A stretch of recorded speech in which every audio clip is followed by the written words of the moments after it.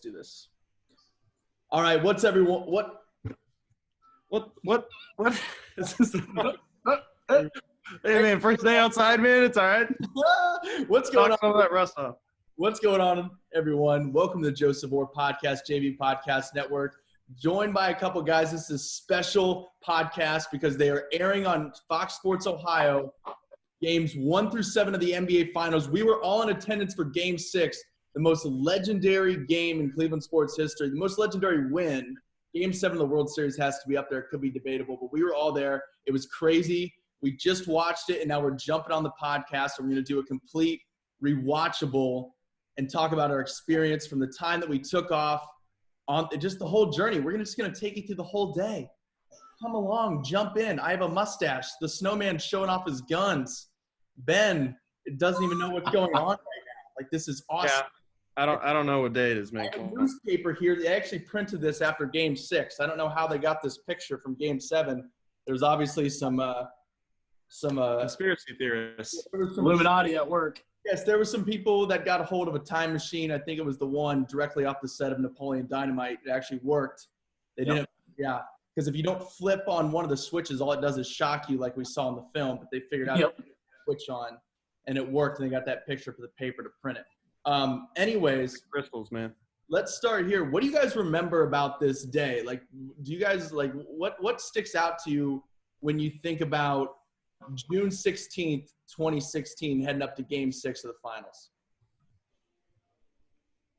Typical Cleveland playoff atmosphere. You know? That's all there is to it. Ben, do you remember that we left like 12 hours before the game because you were supposed to have like some travel baseball doubleheader when you're playing for JABC? Yeah, thank God that thing got canceled. Yeah, got rained out. Not waste my time. Well, I was glad it got canceled because, as we know, we're all we're not little stitches. We are very superstitious. And I was literally wearing the same thing I was wearing in the garage, which was under my first layer. You know, this is freaking June in Ohio. It's humid as crap. There's just mosquitoes just hanging out, smoking cigarettes and drinking beer, just waiting for people to come out to suck their blood. And literally, like, I'm wearing the Grit Squad shirt. And then over top of that, I'm wearing that long sleeve Cavs warm up. And I'm just like burning up, and I'm like, I have to wear it. So I'm wearing it in the car, and then we step outside. I'm like, if they play this game, I will die. I'm like, Dad, we're gonna have to go get gasoline. We're gonna have to run out of gas. We're just gonna have to run the car with air conditioning the whole game because I will die. But it was a trend. And then we literally went up. You were playing in Strongsville because then we went over to the Strongsville Mall, and then we hung out there for a while until we headed up to Cleveland. Yeah, because we were going to the game regardless, though, weren't we? Yeah. We were gonna go, and your games would have been done. Maybe it was only one game. I really don't remember because I don't care. But like, I was like, we were gonna be on time no matter what. And the game didn't start till. I mean, those games don't start till 9. The non-Sunday games don't start till 9. Oh yeah. So we had plenty of time, but yeah, we were going up, and we were just excited. It was just it was a Stanley Hudson run out the clock situation until 9:11 p.m. for the official tip-off. Yeah. So, we just hung out at the mall. Then remember, do you guys see that picture I sent, the Draymond Green sign because we ate at Harry Buffalo? Harry Buffalo, yep. And that guy was just walking around or sitting in there holding his sign up, you know. Yeah, what was it? It was just like "Watch Your Nuts" or something. It had a big like Draymond Green face on it or something. Yeah. Yep. I think it said "Protect Your Nuts." Yes, that's what it was. Yep. That's what it was. So we go there, and it was so cool because they were passing out red shirts the entire finals. But after they made the switch in Game 5 to the black jerseys, they made the last-minute switch to the Game 6 shirts, the black shirts, which are awesome shirts. Like, normally those become like you sleep in them shirts or just like whatever. Mm-hmm. But those are actually really cool shirts. Just the classic CLE across the chest. They passed all of those out. It was so good. The black. Snowman, we did our usual deal. This is where we saw Mike Miller. We're going to talk about this. So we get there like as soon as the arena opens. We do our thing. We grab the shirts. We go exchange them for the sizes, which I had no idea was a thing. I think, Snowman, you let me know that. Yeah, because you were still trying to fit into a youth extra small at that point, if I don't remember. Yeah, I was. And, I'm like much lighter than I was very fat at that time, so that all the extra layers that I was wearing was extra bad. I was just very sweaty. I'm pretty sure I'm wearing youth sizes now. If I stood up, this jersey goes all the way to my ankles. Well, wouldn't you shrink too? Your torso. The waist. Yeah, 3 years ago, that shirt seams were begging for mercy. That's for sure. Oh yeah, they were. The schmedium and the shirts were like, dude, what are you doing, man? Come on. It's after I hurt my PCL, and then all of a sudden I stopped playing basketball, and all of a sudden the Taco Bell actually started making a difference. Yep. Oh man, I that one that really ruined me when I made the transition to kicker and the Taco Bell. Oof, had to lay off it. Now Ben, on the other hand, yeah, what? Hey, we're just full send over here, man. No, Joey, the big thing that I always remembered anytime we would go to the games, and it would be the three of us right. and the legendary Ed Vore, who's one of the greatest Twitter personalities on the web. The only guy without a profile picture that isn't a bot. Yep. It would be Or me and Joey would make our rounds around the concourse at the Cavs games. Mr. Vore would go do whatever it was Mr. Vore was doing, and look at the program. Ben, I feel like you would just disappear. Me and Joey would be walking around, walking laps, and we'd just see Ben just come strolling down with like a tub of nachos or Heck yeah, man. something. We're just like, oh hey Ben, what's up, man? And you're just He got a needle sticking out of his stomach. He's like, I couldn't wait, man. I couldn't wait. I gotta kick this, man. Yeah, I gotta kick this stuff, man. But yeah, and then of course our walks paid off, Snowman, because we run into Mike Miller, who's wearing this epic like wine like plaid suit jacket, and it was like 5 minutes before tip off, so there was like nobody in the concourse. No, I don't think it was that close to tip off, because everyone was just in their seats. Like, okay, well, one thing we have to talk about is the crowd, obviously, in this game. Right. Honestly, I've heard Richard Jefferson talk about this. Like, literally, when he was out there before his team warm-ups with like 45 minutes to go, I mean, there were 15,000 people, not just in the arena, but like in their seats. It was almost full with like 45 minutes to go. Like, the arena has literally been open. I think for the playoffs, the Cavs opened it up 2 hours before tip. And, about halfway through that time between the game starting when the gates open, I mean, the place is like 90% full. It was crazy. Right. I just don't think the concourse was – we just kind of hit it at the right time, because it wasn't – you were right. It wasn't totally flooded at all, and we were able to grab him real quick. No, like it was literally me and you walking, and he was walking straight at us, and there was nobody else around. We were just like, hey, can we get a selfie? He's like, heck yeah, let's go, guys, real quick. And I was just like – I literally said out loud, I was like, oh, my God, Mike Miller. I'm like, oh my God, let it fly. Like, I have your T-shirt jersey. Like, you are God. Yep. You're amazing. T-shirt. I'm surprised he wasn't wearing a LeBron warm-up like he was in the previous year's finals. Yeah.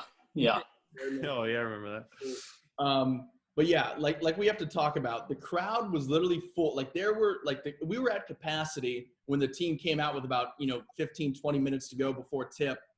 And it was so electric. It was literally, like I have written down here, June 16th, 2016, Quicken Loans Arena, Cleveland, Ohio, with 20,562 of our good friends.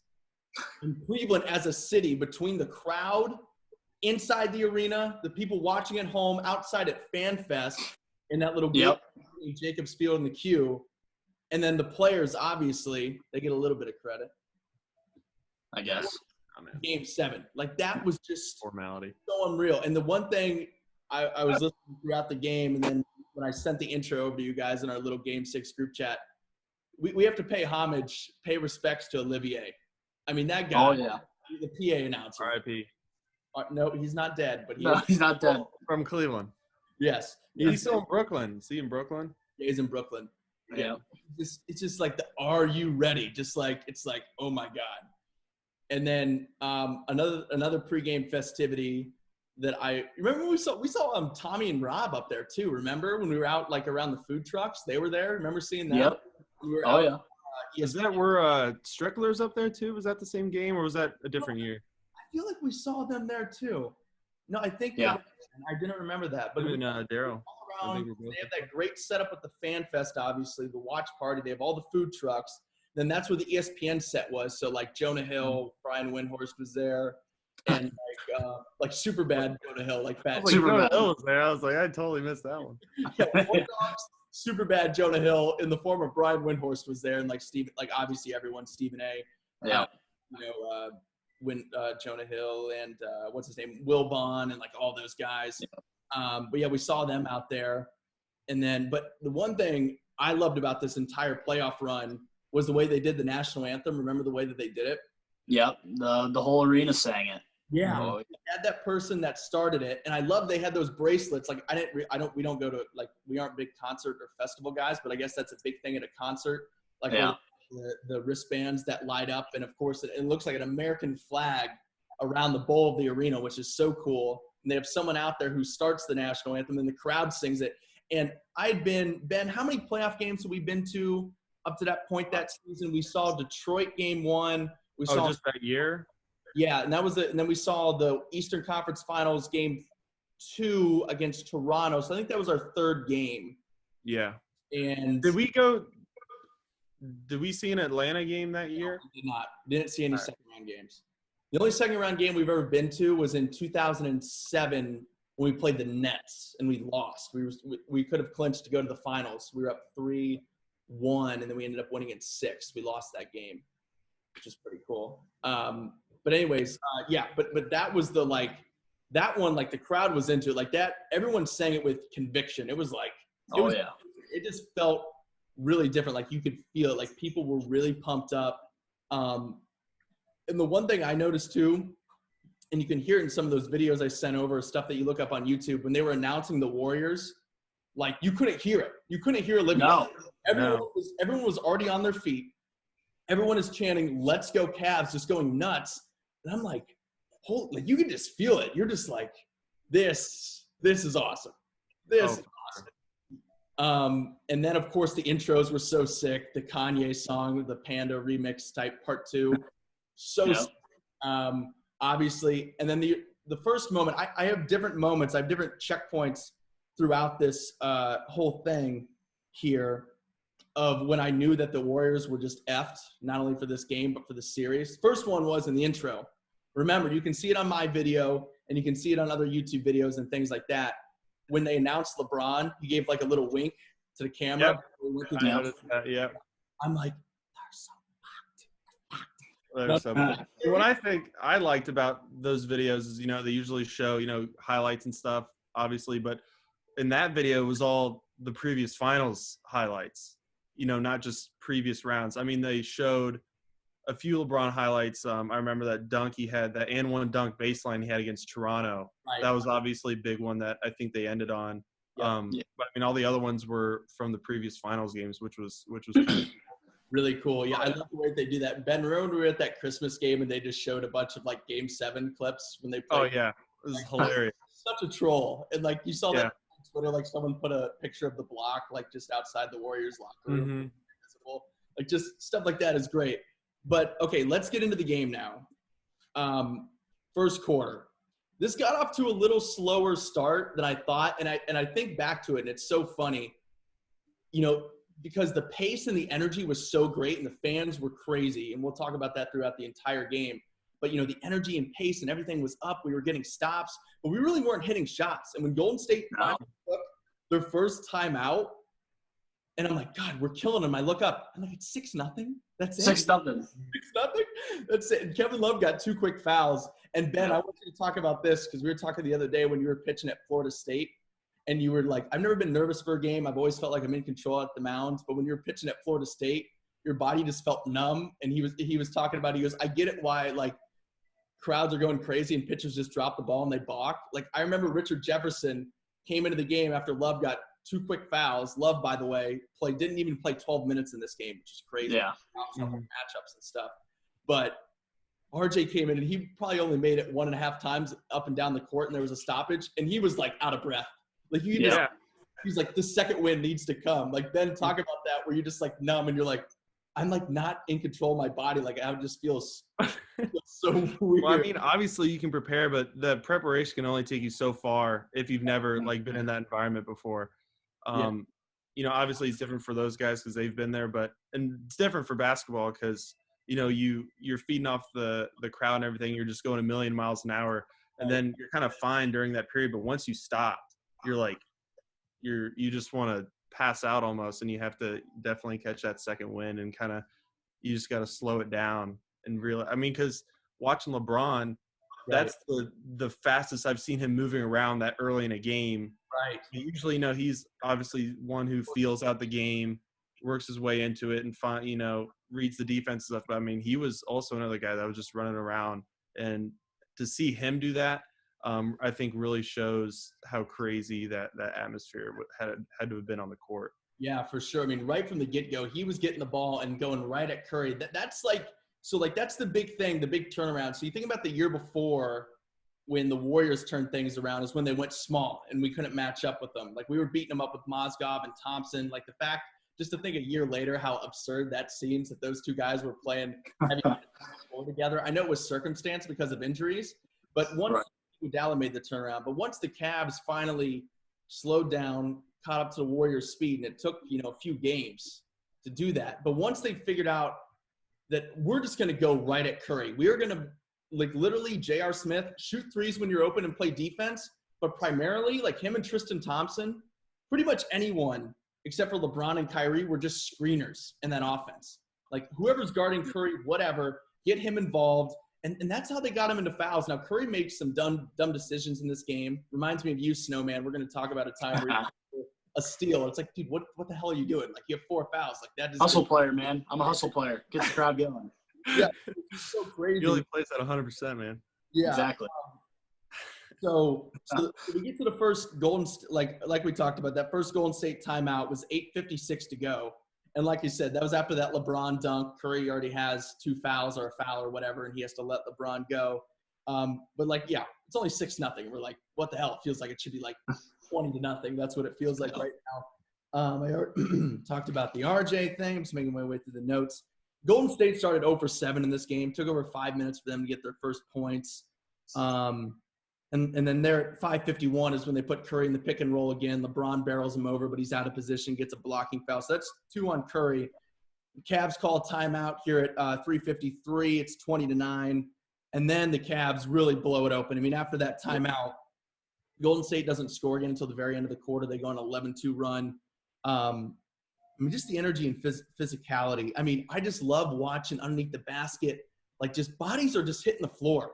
Like, Tristan Thompson is just out guys. Like, on the offensive end, like, Golden State's on defense, and they're just getting their bodies knocked around. Whether it was Kyrie and I want to talk about Kyrie's defense, the way that he played and getting switched on. Here in the first quarter on that one of LeBron's big dunks there in semi-transition, Kyrie gets switched on to Harrison Barnes, a bigger player. He chests him up, doesn't take a cheap foul, strips him, goes coast to coast, finds LeBron, runs over Curry. Curry doesn't get the ball, there, and then LeBron gets a huge dunk. Like, just these guys were just firing on all cylinders. It's 31-11 after 1. Favorite moment, I saw this. Remember Mo Williams? He makes that catch in the corner, like on one leg, twists around and goes floater. Everyone's going crazy on the bench, right? Everyone's up. Timofey Mozgov was so excited, slapped Dante Jones right on the top of the head. I wonder if Mozgov even speaks English on the bench, or if it's just all in Russian. It's all Slavic hard base. Slavic hard, Just I'm surprised he just turned around and punched Ty Lue square in the mouth. Yeah, he just looks at LeBron and LeBron just points. He's like, yes, sir. He's like, duh. But he would headbutt the backboard if LeBron told him to. Yeah. So LeBron and Kyrie in this first quarter combined for 16 points, 6 assists. But I mean, Tristan Thompson plays all 12 minutes. His plus minus is plus 20. 7 points, 9 rebounds. 9 rebounds the first quarter, and he's just running. Unsung hero.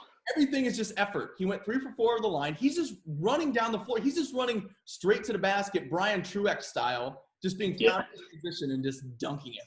Like, it was like, the more that I watch these games, I tweeted it out the other night, but literally Tristan Thompson worth every single penny of that contract. Was this before or after he started dating the Kardashian? No, this was after. This was the summer after. We never would have won if that was the case. Right. Okay. That makes sense because he in this game he was definitely like the dark horse MVP of the game. He was incredible. He was the dark horse MVP of the season. They couldn't keep him off the offensive glass. In Game 6, he didn't miss a shot from the floor, I don't think. No. It was like 15 and 15, 7%. It's hard to do that on field. 6 dunks and Yeah. 3 free throws. Hard to miss when you're the fifth option out there, and the other two are LeBron and Kyrie. You're to get some open shots. Maybe. So quarter 2, it's going crazy. Like we said, 31-11. Curry's back out there with 2 fouls. Love, of course, picks up his 3rd foul with freaking 10:43 to go. Like I said, only played 11:51 in this game. Golden State goes on a 9-0 run. It's 46-38 Cleveland with 4:40 to go. And then Dante Jones. And then, we're going to get to that. So Kyrie goes to the foul line.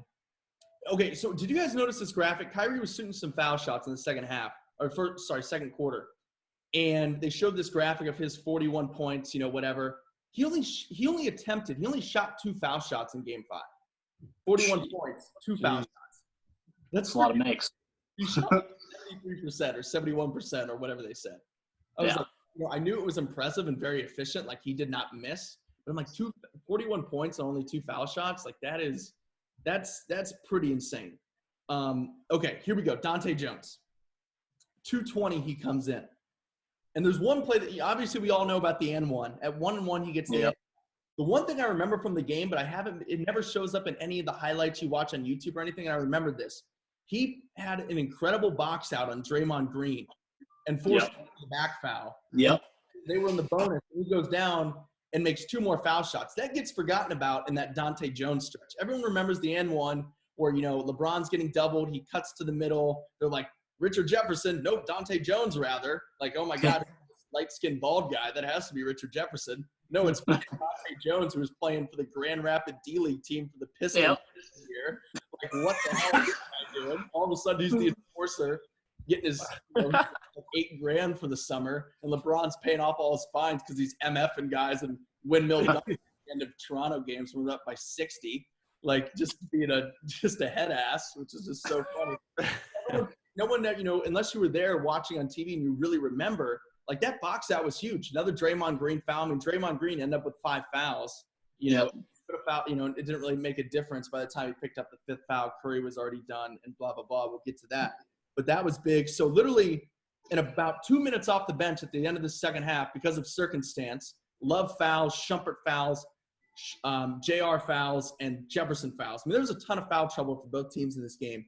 And one gets draws the over the back foul, 2 foul shots, and then and has another nice box out and gets a rebound. And then Cavs go, after that run by Golden State and they're up 8, they finish on a 13-5 run, and all of a sudden we're back up 16, 59, 43 at half. And who's the other guy that we saw, Snowman? The guy who looked like Ray Farmer that was sitting like right in front of us. Yep. Everybody's just high-fiving each other, random people I've never seen them before. Oh, yeah. Thank God Popcorn Guy wasn't there. If he was there, we would have gotten blown out. Yeah. Have you been in attendance when Popcorn Guy is there, Snowman? Because the people come, and I always look at Ben, I'm like, oh, God, because this guy is like Matthew McConaughey in Wolf of Wall Street. He's like, you keep bringing the martinis until one of us passes the fuck out. Like, he's just, you keep bringing popcorn until my hands are so buttery I can't hang on to the box anymore. Like, it's what it was, man. Yeah, they just like keep the tab open. You want to drink? No, just popcorn. Just keep. Nope, just popcorn. Extra butter.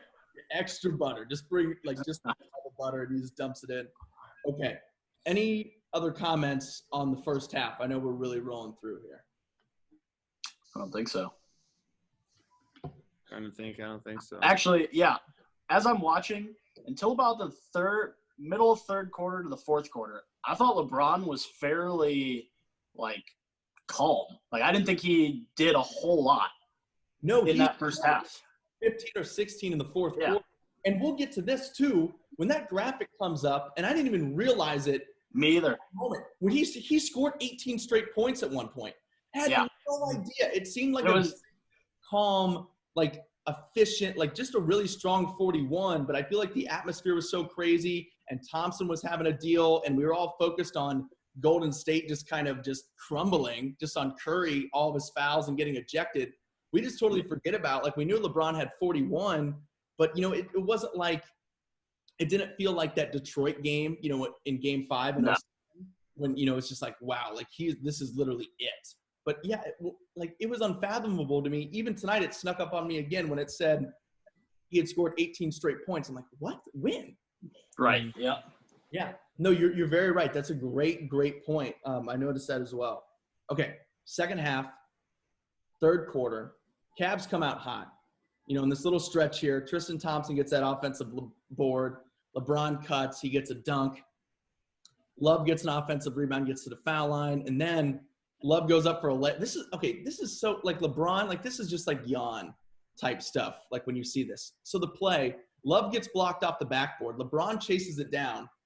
Off like the wrong leg, throws like one of these like scoop over the shoulder passes diagonal from the right like block, like on the baseline to JR. Like not quite like it wasn't in his pocket, but JR was still open, like found him, and JR just bangs the three. Yeah. Like that's just like that pass is just insane. It's like exactly. Like it's just expected out of LeBron. Right. To the point where like nobody appreciates, like nobody else makes that pass except for like Magic Johnson. Like, no, like nobody's like we could set like you're doing that in an NBA final. Like that's just your instinct. Like you can't think of it like that. Like that's just his instinct. Like he sees him out of his Mike Ditka eyes in the back of his head, and throws this over the shoulder pass just right to JR for an assist. It's like what? Like you gotta be sure. Like just insane. So at that point, the Cavs are up 22, and they build it all the way up to 24. And then at 4:42, incredible. This is J.R. Smith with the no-look over-the-shoulder alley-oop in an elimination game of the NBA Finals. This is incredible. And he tried it in Game 7. We wanted to kill him because Curry knew what he was doing. In this game. Hey, man, it worked the first time, man. Come on. Yeah, and like we were tracking it because we have such a good view of this, especially it's coming to the hoop that's closest to us where our seats are. And like I see the pass up to JR. I'm like, okay, what's he going to do? Then it's like that scene from Trailer Park Boys where Ricky's coming in really fast in the car and Bubbles is like, whoa, Ricky's moving at a good clip. And I see LeBron trailing. I'm like, oh, LeBron's moving at a good clip. And all of a sudden, he takes off from the three-point line and just throws it down off the JR alley-oop. And I'm just like, we're just losing our mind. That was insane. That was insane. It was insane. I mean, he was just moving, and he was just tracking it the whole way, got his steps right down. And, I mean, it was just perfection. It was just beautiful. It was just like everything's just really going our way. I thought I was watching a game of slam ball on YouTube. Jumping off a trampoline. Yeah. I just saw that the other day that league was canceled because of the amount of concussions. I'm not going to say that surprises me by any means. No, but like the fact that that information crossed my face is just, I don't even know what to think. They know what they signed up for. They get paid those. Yeah, right, exactly. When we were watching it, when we were however young or whatever, like I felt like we were the only people who knew what it was. Like, I guess Ben and I each watched it twice a piece. Like, yeah, and then I see Bleacher Report posting like a month ago saying how the internal bleeding allegations of all these former players that canceled slam ball. We had to cancel it because the amount of lawsuits that were coming in, the amount of lawsuits that we were losing. Oh gosh. Okay, so the Cavs are up 76-57 at this point, but Golden State closes strong here. I think Golden State wins this quarter by 7. They close it 14-4. So it's 80-71 at the end of 3. Like it's pretty tight. We're getting nervous. Curry spent some time on the bench there, but Thompson got pretty hot. Went to, made that layup to cut it within 9, hit a three-pointer or two. Fourth quarter, got to put your fours up. Taylor Gerhardt, welcome now. Man's like, I'm not doing it, man. He's right there, Cog. Gosh. So at 9:49 of the fourth, Curry picks up his 5th foul. This is getting interesting. This is where the play reminds me of you, Snowman. Just dumb reaching on Kyrie. Like, why would you reach in on Kyrie anyways? I'm out here giving 100% effort, man. Freaking, the one guy was, I forget who said it, but he was just like, yeah, that's such a clean steal. Oh, it's probably Van Gundy. Yeah. I mean, like, the cue ball. There was just so much contact before that they just had, like, if they didn't call that steal a foul, I mean, finals, you can get away with that sometimes, but I mean, that was just, I mean, it was a foul. Yep. And then, like I said, here at 6:48 is where we see that graphic going back to your point, Snowman, where LeBron had scored 8 straight. Like, you always just forget that. You really Up did. until that point, I had been like, LeBron is not like just blowing my mind, you know? Right. And then they say that, and I'm like, well, let me think about this. Holy shit, yeah, he has scored about 18 straight. And, He really and then scores another like 10. Right, yeah, because And, shooting foul shots at the beginning of the fourth, and at that point he only had like 25 or 26 points. I'm like, wow, he really closes strong here in the fourth quarter. Like that's a big score to have 15 or 16 points. he knocked down a couple of threes, pull-up threes that were big, you know, point contributors, where he got, you know, 9 or 12 of those. Yep. And okay, so here at 4:43 is the classic call. Curry gets switched, or LeBron gets switched on to Curry. Curry drives in, tried to give a fake. LeBron blocks him. Mike Breen is like, it's Medlem here in Cleveland. And that's, you know, where LeBron swats him and he turns back and has some words for him. Again, this is another moment where I'm like, fucked. And then what you don't see, what you know, now you see it a little bit on TV, but there, I think you guys will remember this. So there's a TV timeout or someone calls a timeout here. And LeBron takes a couple paces back towards the huddle. It's down on the hoop closest to the Cavs bench. But then then the crowd's just going nuts. Then he walks back out to play the crowd a little bit because that's just the stuff LeBron does. And he's just looking, you know, like at the crowd. And he just kind of takes it in and then just kind of turns back around and walk towards the bench. And at that point, I was ready for them to put up on the Jumbotron the scene from Anchorman where it's Veronica Corningstone like, Mr. Burgundy, you have a massive erection. Just in Cleveland, you have a massive erection. Oh, it's the pattern of the pants. It's the pleats. Optical illusion. Yeah, it's an optical I illusion. was on my way to return them right now. Yeah. Which is Well, also, LeBron.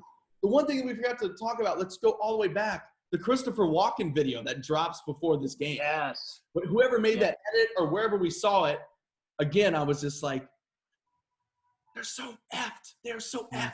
That was so good. They don't even. Because that video just completely has all the you know, clips of, you know, Klay Thompson. Oh, I guess we hurt his feelings, and you know, all the LeBron's little bitch. Oh, okay, here you go. Let me just pounce on you and choke you out and take it to Game 7. Then it just cuts to like the Amelie remix of LeBron's hammer and dunks, just like 360 through the legs from like center court, just unreal. Just PSP stuff like that. You didn't see him, and he's the only guy in the arena just putting up 3-pointers from Loudville, just getting his shot ready. He's just throwing in like 1,700 footers. 1,700 footers. Everything. Like he had been through that entire game. You see clips of him smiling, laughing, because he knew, like, to himself, and the team knew, like, that they kind of had this. And then when he blocked Curry and, you know, mouthed off to him, that's when his mentality kind of changed, because that's when the entire city of Cleveland knew kind of what LeBron was thinking, that how screwed the Golden State was. And he was just like, you know, we have you, you know, like, we're down, but all the momentum is like, you guys are screwed. It was insane. Right, absolutely. And I feel like as a fan base and even the team, like, you know, they can feel it. We can all feel this as a city, you know, as a kind of, you know, a fan base here. And we just needed that affirmation from our head guy, from the CEO. And that's, and you don't see that often from him.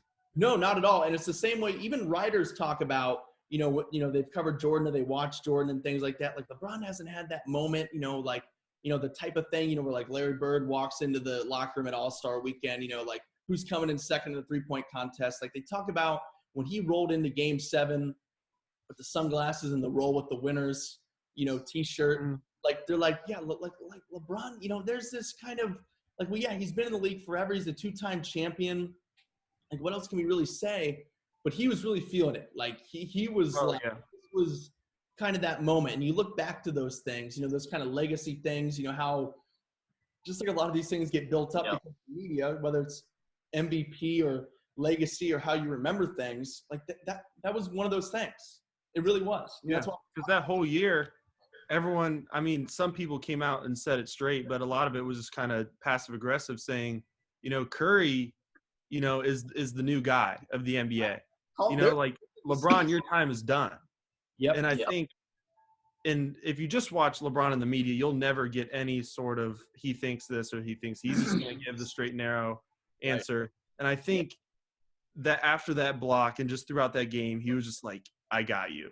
Like everyone is starting to realize, like, I'm not gone. Yep. You know, you can shoot all these threes and all this crap. Like I am the face of this league. I am the dominant, you know, he's the alpha dude. Right. And you just touched on it, you know, people around the league saying that, you know, Curry's the new guy. Well, you can't be the guy of the league if during the NBA Finals they're talking about how your head coach is hiding you on defense, having you guard Shumpert or Mo Williams, or, you know, and you got your matchup, you know, it's Kyrie and Steph as the point guards. Kyrie's guarding Steph. And they're right, I know. Curry on whoever else. And exactly. Steph Curry, forget about LeBron. Kyrie Irving outplayed you in this series. Forget about taking the league from LeBron. Try to go through Kyrie Irving first. And that's not a slight at Kyrie Irving, but he's not. No. Nope. But yeah, that's the thing. Like your best player in the world or in the league can't be a liability on defense, or you know, he's got to be able to sack up and play defense on Kyrie or whoever it is. You know, I understand him not guarding LeBron, but at least freaking guard the best player at your position on the court. Yeah. Like, don't go hide on Shumpert in the corner, like, you know, or Dante Jones. Explicit directions are to get the ball out of his hands as soon as it touches them.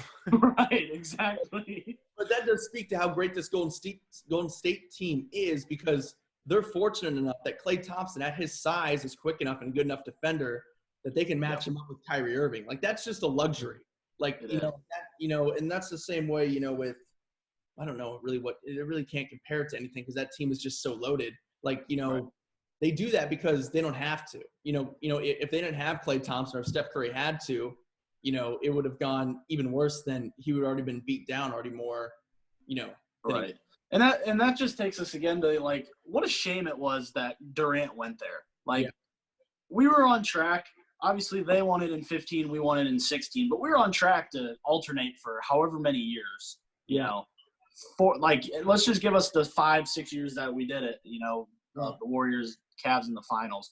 And, like, what a shame it was the last two have Durant on the team. And it, like, I mean, it just wasn't – we did not go into that thinking we were going to win. Like, you know. Yeah, that was crazy. So here, okay, and then so right where we left off when we talked about the block, I love the focus and effort that comes out of the timeout.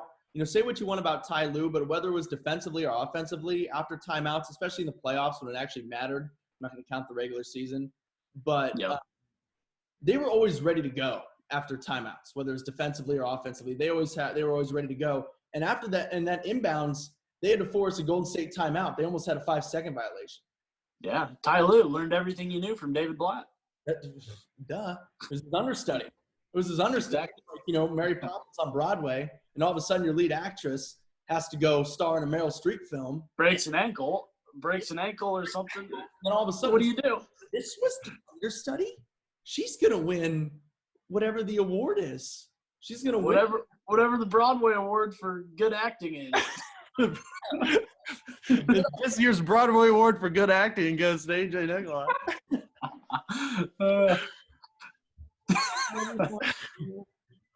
I just did it to make fun of the kids down the street who thought they were ironically learned ballet. I learned to dance sarcastically. Now you're here shaking it for dollar bills with this crack deal. I'm in strip club. These poles are horizontal. Love you very ballet much. Studio. Yeah. You're very creepy. Yeah, right. Okay, so 422. One of the greatest moments that happened in the city of Cleveland in sports, probably right about the Rajay Davis home run. Curry picks up his 6th foul. Oh, yeah. You know, cheap one, whatever you want to call it. LeBron sold it. Doesn't matter. They called it. And he chucks his mouth guard. This is really nuts. This was like the scene in The Office where Andy is really pissing off Jim and he puts his phone up in the ceiling and he's and I'm sure after Curry threw his mouth guard, he was like, that was a bit of an overreaction. Yep. Oh, yeah. That was such a sequence. What? That was such a huge – so Curry's going back to the locker room. Right. Everyone's chanting goodbye. Kyrie, I think, is the one who hits both of the free throws. Right. Golden State comes back. Tristan Thompson draws an offensive foul on Klay Thompson on a three-pointer. And then JR hits the 3.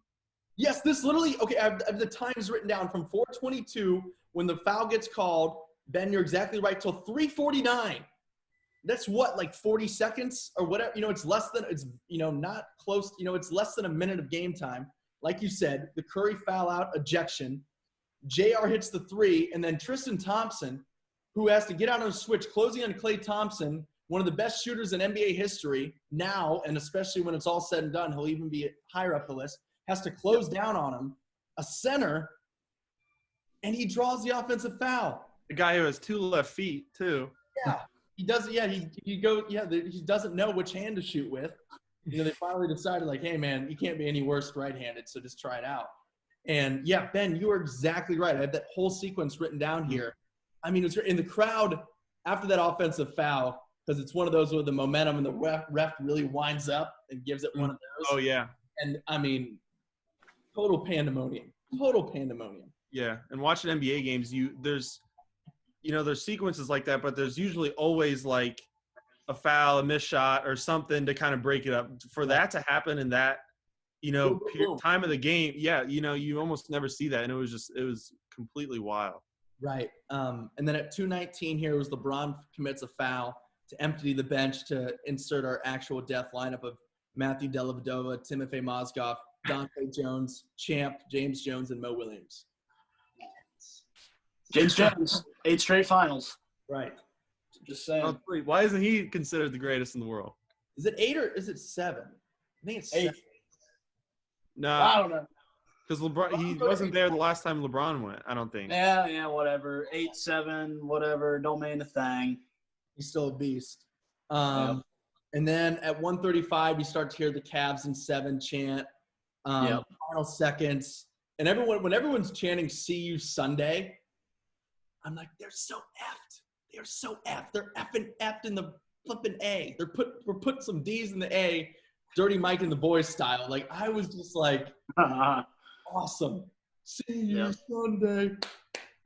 And then the best part, my favorite part of the whole thing is everybody starts filing out, and then we like turn around and we look at the screen. Yes. And it's the major league scene. Oh, before this, when Kyrie checked out and when everyone was actually losing their mind too, they showed Kyrie, everyone's cheering, right? Yes, Ben, exactly right. He looks up and notices it, and just calmly, I sent the picture in the group, just puts up the 7 for game 7. I'm like, again, this is another moment. I said I'm going to have a bunch of them in here. They're so effed. They're fudged. They're so effed, man. Like, it was just crazy. But yes, as we're walking out, they play the classic Jake Taylor. I guess there's only one thing left to do. Win the whole fucking thing. And I'm just like, goosebumps. Like, they're effed. Oh, yeah. Like, that was like the last thing. And then literally after this game, it's just such an adrenaline rush. Literally no one sat down. And, the whole game, you're just going. And, halftimes go really quick in the NBA. In the finals, they're a few minutes longer, like 18 minutes or whatever. They just fly by. And then when you're done and you're finally out of that atmosphere, you're like, oh, my neck hurts, my back. I had the worst headache I've ever had. Like, if it was not the NBA Finals, I would have had the worst time I've ever had at a basketball game. By the middle of the first quarter, dude, my head was throbbing, and I'm just like, oh my God. Oh my God. People talk about, like, even Stephen A. Smith, the next day on First Take, talked about, he goes, let me just say, that Cleveland crowd brought it. And you still hear, like, guys like Richard everyone talks about it. It was insane. Like, it really was. I mean, it was the craziest crowd I've ever seen. The only electricity that I've seen pregame like that has been when we went and saw LeBron's first game back against the Knicks. Now, obviously, that game didn't go well, and that game was just a regular season game. But in terms of pregame electricity and people showing up early and that place being filled, with like 20-plus minutes till game time, like, that's the only thing it compares to. In Game 6, outdid it. And that, probably by far. That's the loudest a venue has been in Cleveland, probably with the exception of the Rajai Davis Game 7 home run. Mm-hmm. Just because it's more even, but yeah. That Christmas game that we went to when, we beat them with them having Kevin Durant. DeAndre Liggins was the starter in that game. Just saying. That's our boy, Joey. But, like, even that game, no moment during that game did it, touch the the peak of what Game 6 brought. Not even close. Like Draymond Green, like I remember looking over at you. It was so funny. We were doing the same thing. Our faces looked the same. Remember when Draymond got a technical for a cheap foul, and we're both like just cursing his name? Like, I don't even remember. The only reason that I remember it doing it, like it's so instinctive, but the only reason I remember that is I looked over and it was like looking in a mirror. It's just a bigger person than me, just like. Well, it's so loud in there, no one can hear. The people right next to you can't hear a thing, so you can say whatever you want. Oh, I know. I mean, who knows what I was saying? I was making up words. Who knows? But Yeah. It was like a Trump rally in there. It was just going nuts. You know? Oh my. Yeah, LeBron's throwing down dunks, looking like he's Cirque du Soleil, just hanging and flying around the rim. Draymond screaming bloody murder for a technical foul. And LeBron's like, I don't know what you're talking about, I man. don't know what's going on. I mean, that J.R. LeBron alley-oop, and then I was watching the greatest. Cirque du Soleil. I was watching the greatest. I saw the Greatest Showman about it 2 years later with Zac Efron and Zendaya, and they're going. Don't speak of that movie. I know they're going on the trapeze or whatever it's called. I'm like, where have I seen this before? I'm like, this is shades of J.R. Smith to LeBron James from the rafters, and then just Ahmad on a military grade zip line coming down.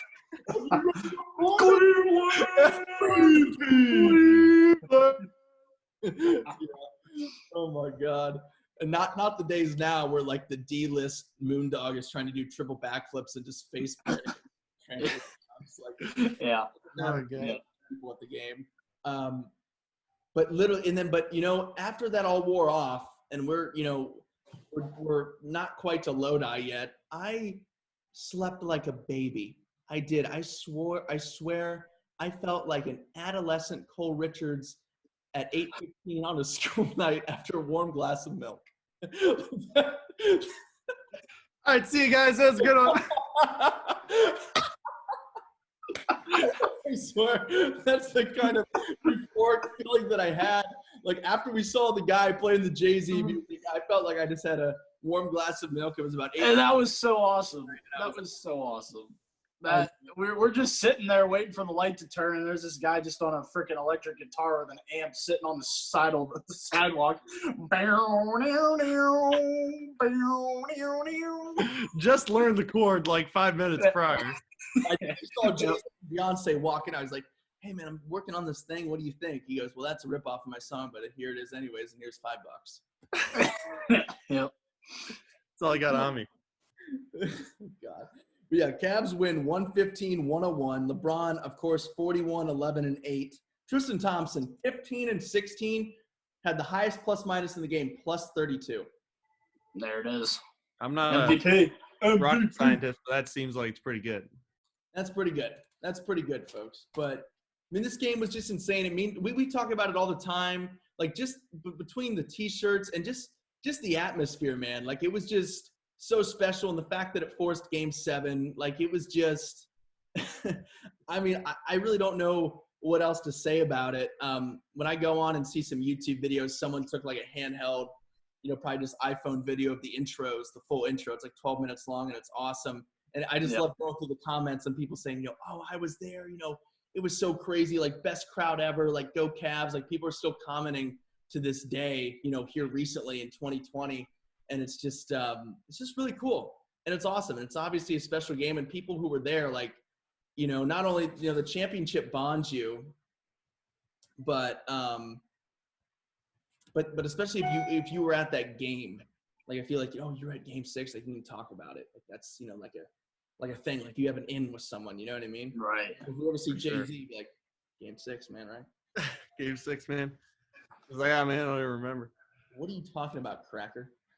No, I would like to see, obviously Game 6, I haven't obviously been to any other games like that, but definitely has to be on top of the, Mount Rushmore atmospheres. I would want to see like some of the championship runs like Kobe and Shaq had, MJ's three-peats, how those atmospheres were, and especially like storied cities like Boston and New York, like maybe some of those, like when Boston came back, I don't know if it was 3-1 or 3-0. The Red Sox it was 3-0.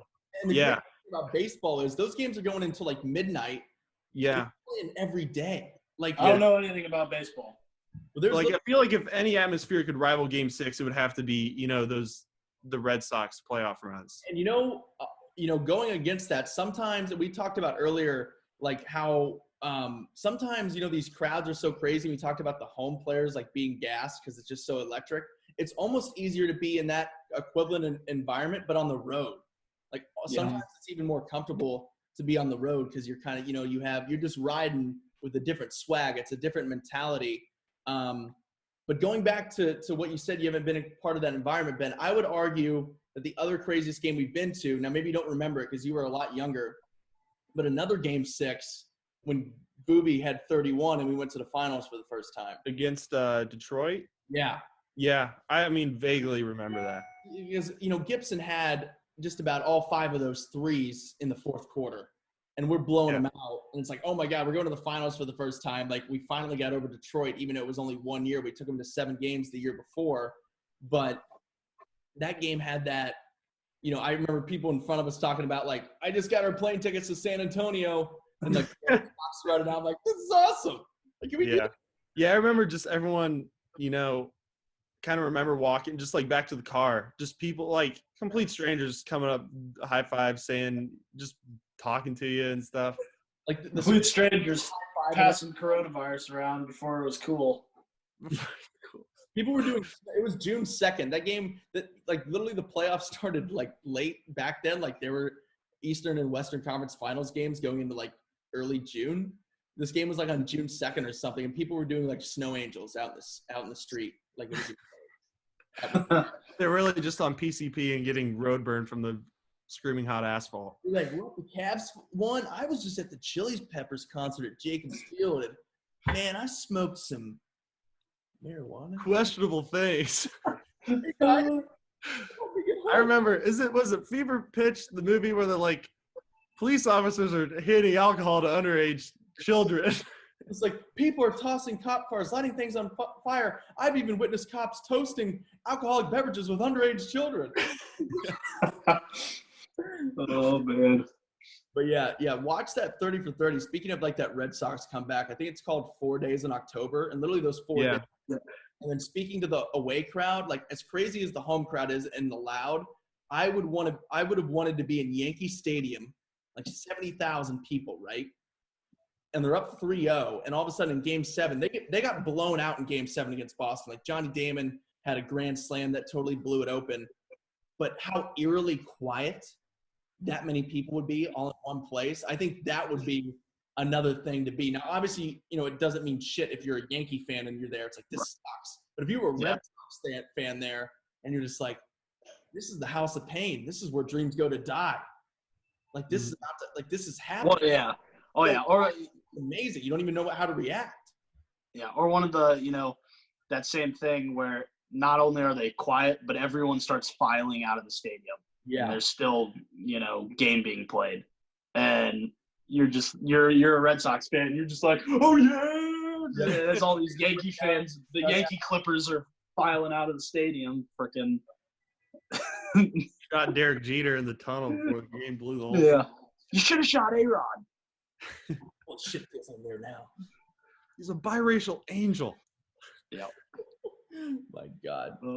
We have anything I'm sure Philly when the Eagles won the Super Bowl. I don't think I would want to be there. Actually, if you wanted to come away with your life, you wouldn't want to be there. Here's a fun fact about that. If you go into the Daily Dropout archives, the first interview ever filmed, I think Steven did. They were in Philadelphia after the Eagles won, and they interviewed Little Dicky. No way. That's funny. Dave. He's on the thumbnail. You gotta go check it out. Yeah. So we're getting ready for Game 7 tomorrow. What do you guys remember about – Ben, you watched inside with Chris Stevens. And didn't you say you guys, like, speak a total word? Like the whole time you're just like, it's going well? Things good? Well, yeah. Well, at the beginning, just – usual talking, throughout the game, and then as it kind of came down to crunch time, we were just like, we didn't want to say anything because we were like, there's no that like how reacted would change the game at all, but we're just like, we wouldn't even look at each other. We would just like glance over at each other at the same time, like when something important happened, we're like, all right, Everything's going according to plan. Yeah, this is the way it's supposed to go. This is how the simulation is supposed to go. We were just talking the other night. Snowman. I didn't even remember this. Joey told me that I didn't start the game there. Yeah, I ended up coming over at halftime to the garage. Me. By 7. How is that allowed? Well, I don't know. I think it was because I think game 3. What I think happened was, if I remember correctly, game 3 when we won by 30. Yep. Or maybe it was game 5. I can't remember. Either one of those games, right? Maybe it was game 5. You were over at Drew's. Yep. Maybe the way that it went was, it's one of these. You were at Drew's for game 3, came for game 4, and we lost. Or you were, at game, or you were at Drew's for game 5 or something like that. Then you came to the game with me, and then you decided, well, I'm going to go with Drew's. Like, we won in game 5. I'm going to stay here. And then when it was bad, you made the decision to come over at halftime, which is honestly one of like you're an unsung hero. Like, they should make a documentary about you. Showing people say I saved the 2016 finals. Yeah, I'm not going to say that I did, but I did. But yeah, that game was just so. Joey, did you go to any of the watch parties or were you up in Cleveland for any of the finals games? Game in 2016? Yeah. Game 1. Which was in Golden State. Golden State. Yeah. Were you just outside, or were you like in the stadium? All right. I just can't remember. Morton's for game 2. His son, I was talking to him at Jonah Yowski's grad party, and they had like a Cavs watch party. They invited me. They lost by 30. I'm like, I'm never coming. It was thanks for the pizza, but I'm never coming here again. they very much. Everyone understood. But Coach Morton and I shared plenty of text messages like, hey, as much as we'd love to have you, this is much better. Stay the hell away. I'm getting married. I'd love you to come, but remember when you almost lost us the 2016 finals? I think we'd prefer you to be not in attendance. So I'm getting married, and remember, last time we were together for an event, the Cavs got blown out, and I really don't want to get married, but I don't have the balls to tell her no. So could you just? I want you to be my. Could you just show up? Best man. What? Get on a plane. You're the best man in my wedding. I just emailed you a ticket. I know it's Southwest. They're the fun airline. Don't worry. They wear shorts. It's like, yeah, there's a deer tooth in my seat back pocket. You can't get every nook and cranny, narc. Look at David. Do you remember David Spade talking about Southwest? Because he's from Scottsdale. He's from here in Arizona. He went to ASU for a half hour, and his mom still lives here or something. And he goes, take Southwest because like a big Southwest hub. But, they're the fun airline. They wear shorts. It's like he's just going on about this whole thing. It's just so funny. Anywho. Oh man.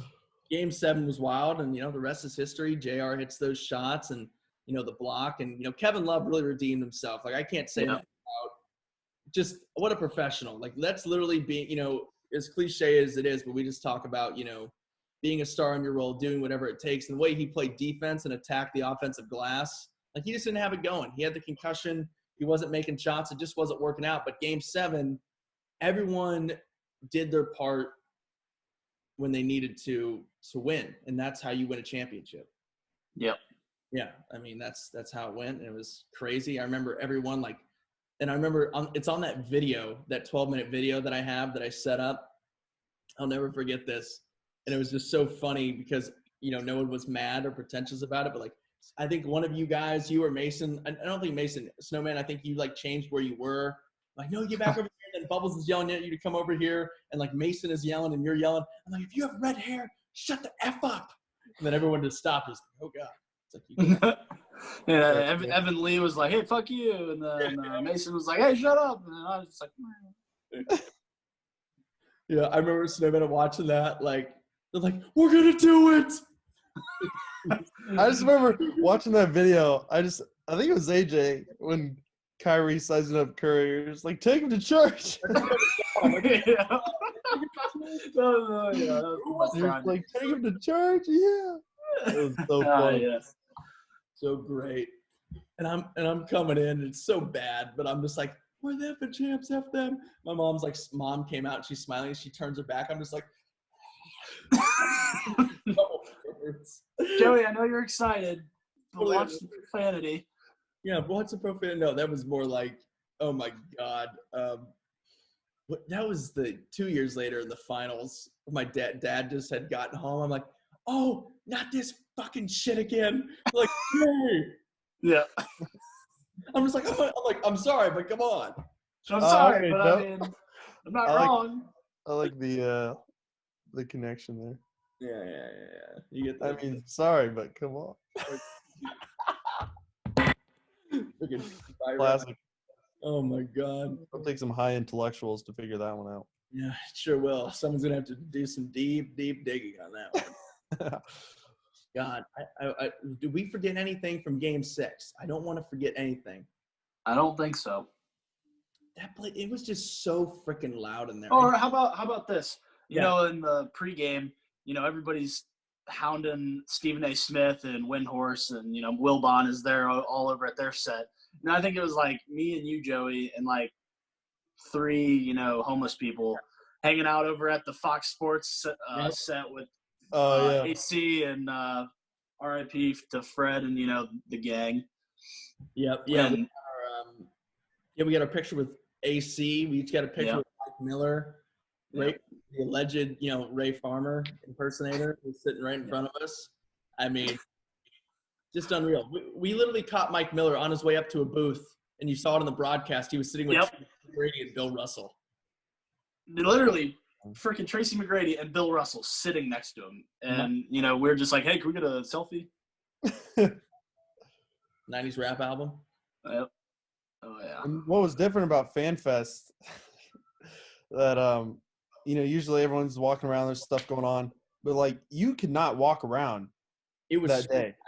It was like, you know, they had the music going on, they have, you know, the ESPN whole setup, and you have, like, all the fan festivities and the food trucks, like, closer to the doors. Yeah. And literally everything, it was just, like, everyone was packed in there. You just couldn't. I think they said for Game 7 there was over like 20,000. So they're like between the arena and outside. I mean, there was over 30,000 people. That's insane. Insane. Not bad. Not a bad take. And they would have packed Jacobs Field too if they would have shown it on the big screen. Like for all. Oh my gosh, they should. Who messed up that marketing? I always thought, like, why not do it unless they had games and stuff? That would be a tough turnaround. Yeah. Yeah, they probably did. If they were at home or not. Well, you know, no, they were okay. They were playing Toronto or something, maybe, because maybe that was the birth. Remember, they played a day game because Game 7 was on Father's Day, and they played a day game at home. And they asked, "Where are you guys watching the Cavs game tonight?" And they're like, "Party at Napoli's." And that's when that was born. Yeah. That was just a fun year, man. That was a really fun year. Imagine the 30 for 30 if the Indians would have won. Oh my God, they could have. The ring ceremony, wasn't that Game 1 of the World Series too? Yeah, we were just talking about this. So that same night, you had Game 1 of the World Series, which was in Cleveland. Yep. Best for, you know, I bet they were showing both things. I bet they showed the Cavs, you know, ring ceremony, then you know, because they staggered the time so you could kind of see both, and then they flipped the Indians game on, so you have everyone packed in for the World Series. Obviously, that's a sellout. Then there's tens of thousands of people in that Gateway Plaza for the watch party for the Indians and the Cavs thing, and then right there in the arena was home opener against the Knicks when they got their rings. Mm-hmm. And like we said, Snowman and I were talking about, you know, the biggest miss of all time is not having Charlie Sheen throughout the first pitch and having come out and Blair and Wild thing. Freaking, if it wasn't for politics, it would have been the most frenzied crowd of all time. Yeah, I couldn't even imagine. Because up until that point, you know, Cleveland was giving the fans what they wanted. Oh, yeah. You know, a lot of, you know, just, you know, that happens sometimes in movies. Like, you know, sometimes of these, like, movies like Star Wars and, like, all the Marvel movies, like, sometimes they just stick to their story. But a big thing with, like, the last Avengers movie is kind of they gave a lot of stuff that the fan, you know, these super fans, like, were really looking for. Yeah. And, you know, that's kind of what Cleveland was doing during these finals. And if they would have done that with Charlie Sheen, they would have, you know, gotten an A+.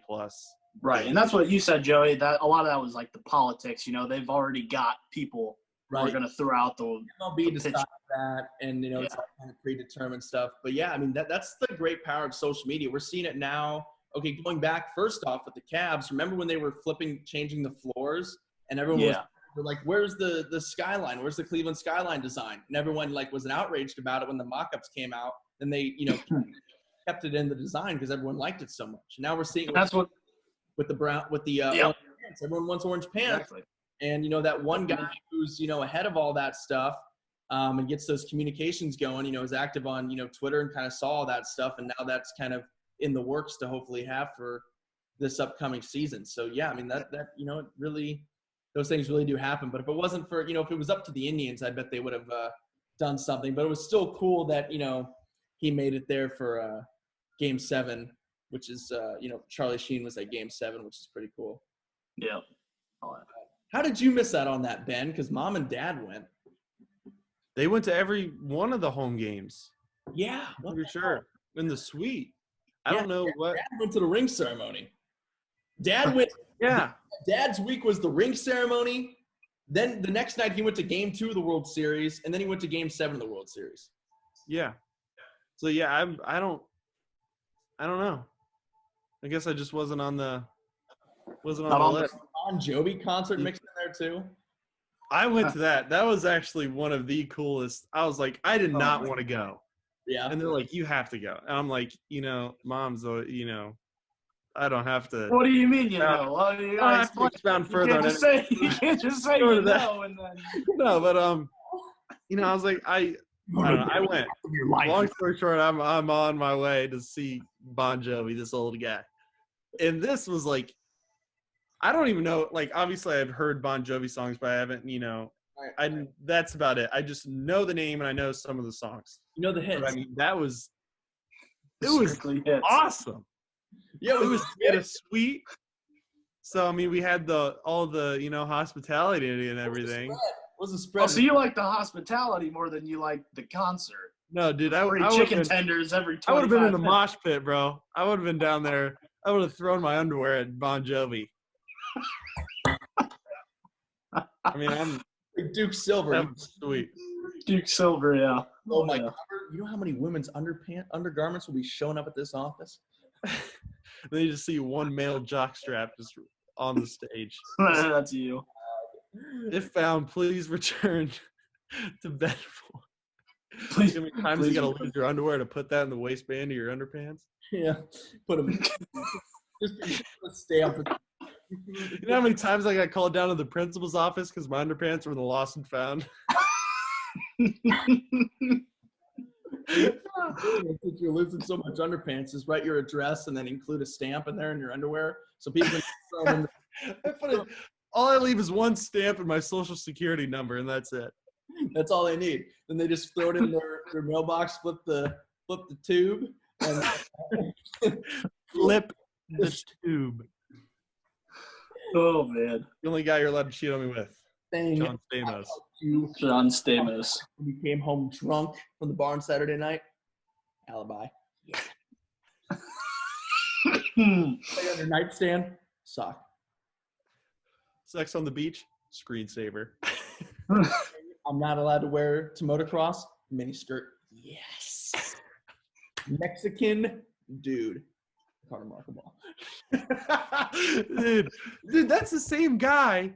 AJ, you would know. That's the same guy who's happy with an Iron Man? Yes. He's like, he directed like Elf, like he's kind of like that guy in movies where he just kind of. That's who created all of the new Marvel movies. Yeah. But the body transformation is what my point is. From 4 Christmases to Endgame. Endgame. Or Spider-Man, or the new Spider-Man movie. Homecoming, yeah. It's a complete 180. And he did something. Let me look it up.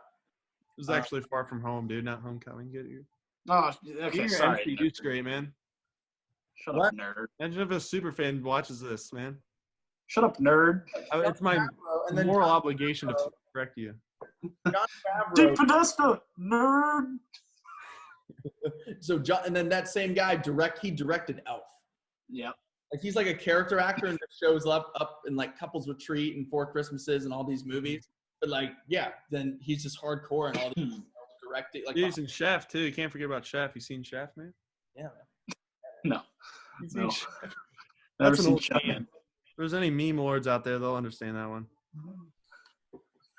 There's plenty of meme lords out there, especially to the audience that we're broadcasting to. It's our exclusive demographic. They're all just people in India who are just meme lords that watch my Daily Dropout. You know, you always get like Muhammad commenting on Joey's personal Instagram. Hey, you do great work. Can I get a response? Joey will always be like, Show me your boob. Hey. Am I allowed to say that? I don't know. Wow. Dude, according to McLovin, Muhammad's the most common name in the history of the world. Read a fucking book.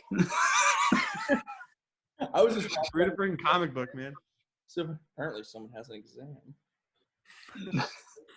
This movie freaking, like I said, my favorite scene, the cops, you know, when they go to the party and Bill Hader crashes the door open.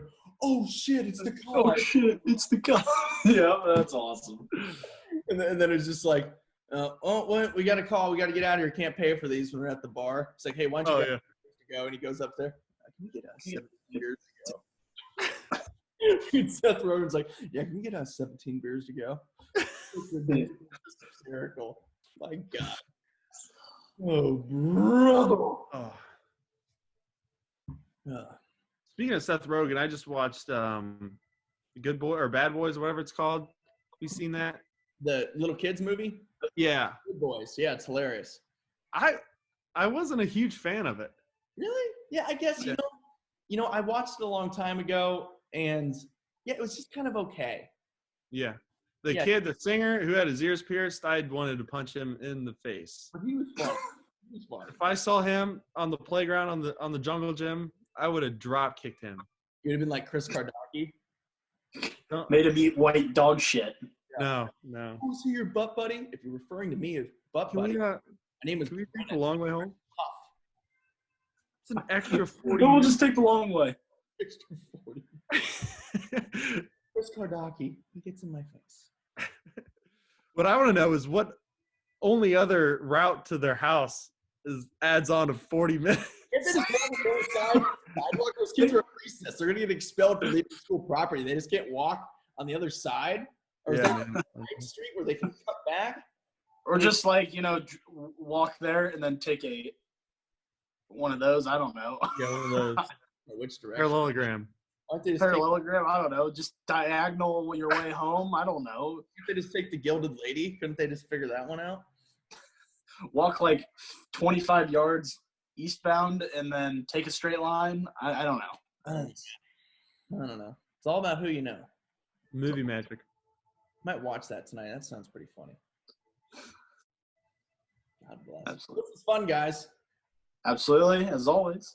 As always. Been real. All right. Well, thanks So for we'll listening. do this when the Cavs make the finals again, right? Yeah, we'll do it when the Cavs make the finals again, and I'll be watching from heaven. And 400 years. Yeah, exactly. It took me a long time, folks. Anyways, but thanks so much for listening. Another episode of Joseph Vore Podcast, JV Podcast Network. I will talk to you guys very soon.